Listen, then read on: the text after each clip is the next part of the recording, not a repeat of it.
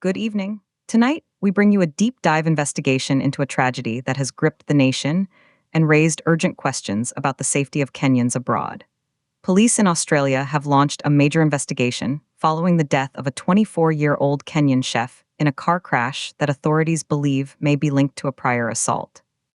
This is a story of a promising life cut short, a family's desperate search for answers, and a community grappling with the risks faced by its young people seeking opportunities overseas. I'm your host, and this is Kenya News Update today. We begin with the facts as they stand. On Wednesday, March 11th, South Australian police reported an incident in the suburb of Morphett Vale.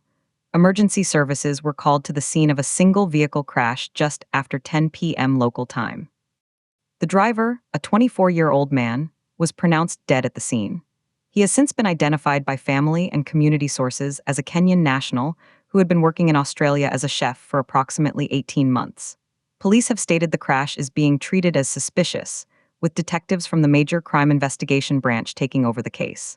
Their central line of inquiry is a potential link to an assault that may have occurred earlier that same evening. Authorities are urging anyone with information, particularly drivers with dashcam footage from the main South Road between 9 p.m. and 10:30 p.m., to come forward. The timeline of events on that fateful Wednesday is crucial. According to preliminary police statements, the sequence began with a possible altercation earlier in the evening. Then, at approximately 10:05 p.m., the single vehicle crash occurred. By 10:30 p.m., the young chef was pronounced deceased. Police announced the major crime probe the following morning, March 12th. This rapid escalation from a traffic incident to a major crime investigation underscores the serious nature of the suspicions. The victim's vehicle, a late-model sedan, sustained catastrophic front-end damage. Forensic teams have been meticulously examining the wreckage, searching for evidence that might distinguish between a tragic accident and a deliberate act. This case touches a raw nerve for a specific demographic. The victim was part of a significant wave of young Kenyan professionals seeking work abroad.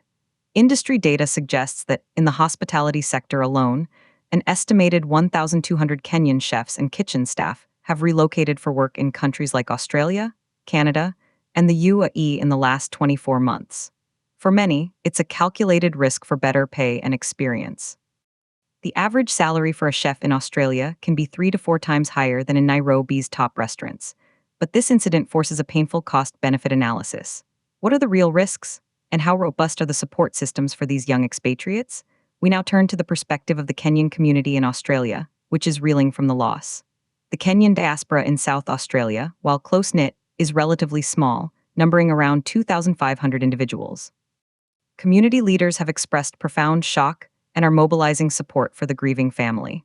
A fundraising drive has been launched to help repatriate the body to Kenya, a process that community organizers estimate could cost between 1.8 million shillings and 2.5 million shillings, depending on legal and logistical complexities.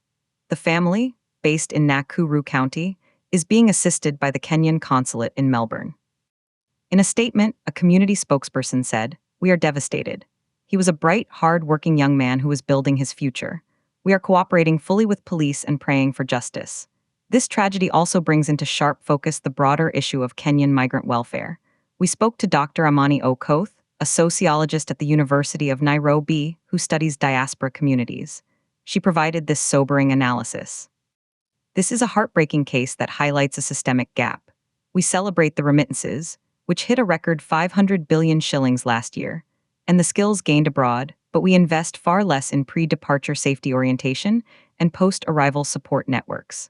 Young migrants often arrive with visas tied to single employers, making them vulnerable and sometimes reluctant to report problems.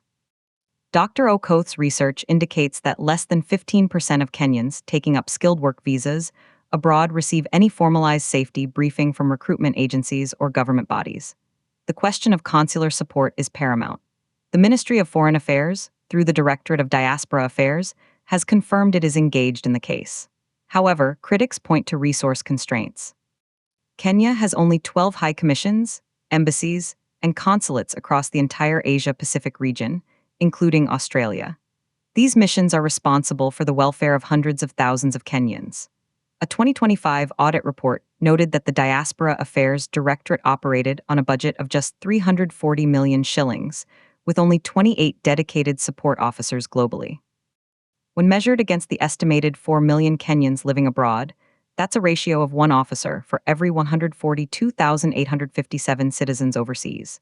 Is this sufficient to provide meaningful, timely assistance in crises? Let's examine the police investigation in Australia. South Australian police have a strong track record with major crimes, boasting a clearance rate of nearly 78% for homicides. However, this case presents challenges. Establishing a definitive link between an earlier assault and the fatal crash requires concrete evidence. Are we looking at a road rage incident that escalated, a targeted attack, or an unrelated sequence of events? Detective Superintendent in charge of the case stated, "We are exploring all possibilities. The nature of the vehicle damage and initial witness accounts have led us to treat this as more than a simple traffic accident." Investigation will likely hinge on digital evidence, phone records, CCTV, dashcam footage, and forensic pathology results. This incident inevitably draws comparisons to other cases involving Kenyans abroad. While violent deaths are statistically rare, they garner intense attention. In the past 5 years, notable cases include a student death in Finland in 2023, a businessman in the UAE in 2024, and several traffic fatalities in the United States. Each case prompted calls for better protection. However, data compiled from Ministry of Foreign Affairs reports shows the leading causes of death for Kenyans abroad are, in fact, natural causes at 52%, followed by road accidents at 30%, then illnesses at 12%, with homicides and suspicious deaths accounting for approximately 6%. While the absolute number of suspicious deaths is low, the trauma and unanswered questions they generate are immense. Now we pivot to a critical domestic angle, the family's anguish and their quest for truth. The victim's uncle, speaking to us from Nakuru, painted a picture of an ambitious young man. He was the hope of our family. He called us every Sunday without fail. His dream was to save money, gain experience, and open his own restaurant back home in 3 years. The family learned of his death through a friend in Australia, not through official channels, which added to their distress. They are now navigating a foreign legal and coronial system. The process in South Australia involves a police investigation, a report to the coroner, and potentially an inquest, which could take 12 to 18 months before a final finding is delivered. The family's immediate need is repatriation, but their enduring need is for answers. So, what are the key questions emerging from this tragedy? First, what exactly transpired between the alleged assault and the crash? Second, how effective and swift will the cross-jurisdictional cooperation be between Australian and Kenyan authorities? Third, does this case expose flaws in how Kenya prepares and protects its young exportable talent? And fourth, what precedent does this set for consular assistance in complex criminal investigations abroad?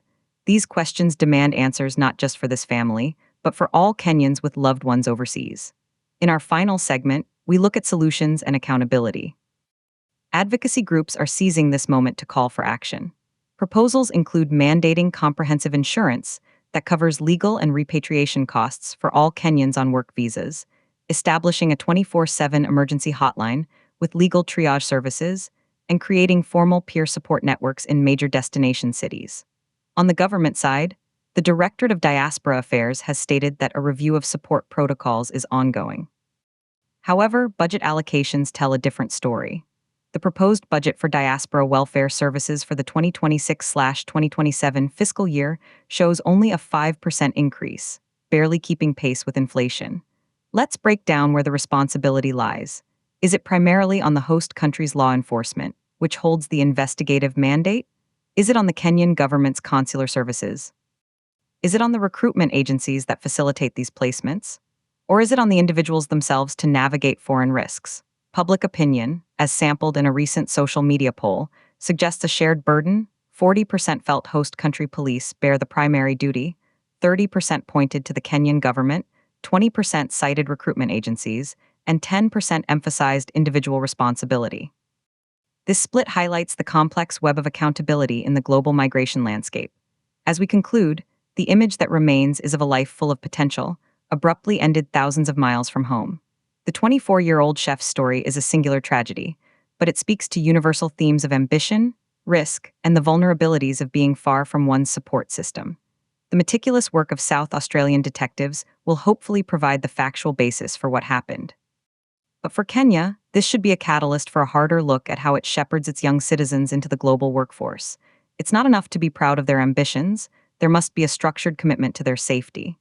The ultimate tribute to this young man would be a system that better protects the next one. For Kenya News Update Today, I'm your host. Thank you for watching. Subscribe to Kenya News Update Today for continued coverage of this developing story.